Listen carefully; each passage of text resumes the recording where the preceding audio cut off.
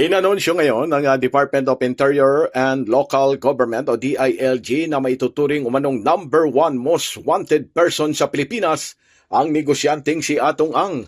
Ayon kay DILG Secretary Junvic Rimulya, kabilang si Atong Ang sa maituturing ng DILG na number 1 most wanted sa buong Pilipinas ngayon. Paliwanag pa ng kalihim na inakusahan si Ang ng mahigit 100 nawawalang mga sabungero. Sa ginanap na press conference kanina, iginiit pa ni Secretary Rimulya na maituturing na armed and dangerous ang negosyanteng si Ang na kasalukuyan pa ring pinaghahanap ng mga otoridad matapos lumabas ang arrest warrant mula sa Santa Cruz, Laguna Regional Trial Court Branch 26 laban sa negosyanteng si Ang.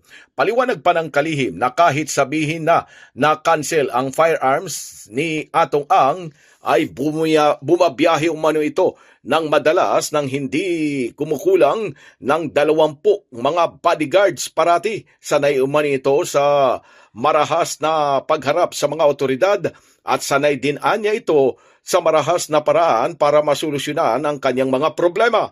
Kaugnay nito ay nag-alok ang Department of Interior and Local Government o DILG ng 10 milyong pisong pabuya para sa impormasyong magtuturo sa pagkakaaresto ng negosyanteng si Atong Ang kaugnay ng kasong mga nawawalang sabungero. Pilipinas, mula sa DILG, Silvestre Rambulabay, Radyo Kayumanggi.